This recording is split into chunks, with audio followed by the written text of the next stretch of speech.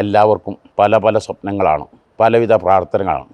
ബുദ്ധി, യുക്തി, ആരോഗ്യം, ധൈര്യം, സമ്പത്ത്, പ്രതീക്ഷ തുടങ്ങി 1000 സ്വപ്നങ്ങൾ, പ്രതീക്ഷകൾ, പ്രാർത്ഥനകൾ ഇത്യാദി കാര്യങ്ങളിൽ ഏറ്റവും പ്രധാനപ്പെട്ടത് ഏതാണ്? സമ്പത്താണോ, ബുദ്ധിയാണോ, യുക്തിയാണോ? ഒരു ക്ലാസ്സിൽ അധ്യാപകൻ ചോദിച്ചു. പലരും പല അഭിപ്രായങ്ങൾ പറഞ്ഞു. ക്ലാസ് അധ്യാപകൻ ഒരു തന്ത്രം ചെയ്തു.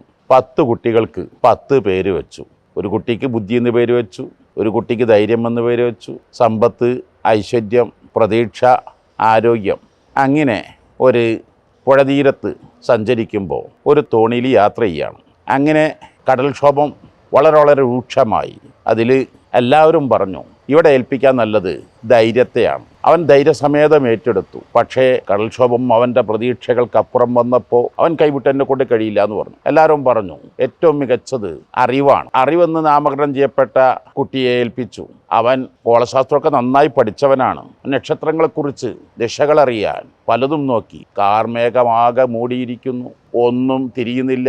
എൻ്റെ അറിവിൻ്റെ അപ്പുറത്താണ് സമ്പത്ത് കൊണ്ട് ഞാൻ എവിടെയും രക്ഷപ്പെട്ടിട്ടുണ്ട്, ഇവിടെ രക്ഷപ്പെടുമെന്ന് ഒരു കണക്കൂട്ടിലും എനിക്കില്ല. മാറി മാറി വന്ന് പ്രതീക്ഷ നാമകരണം ചെയ്യപ്പെട്ട കുട്ടിയുടെ കയ്യിൽ തോണി കൊടുത്തപ്പോൾ അവൻ ഒരിക്കലും അസ്തമിക്കാത്ത, തകരാത്ത ആ വിൽ പവറുമായി, മനക്കരുത്തുമായി, ആ ഡിറ്റർമിനേഷനുമായി അവൻ പ്രതിസന്ധികൾ മറികടന്നു.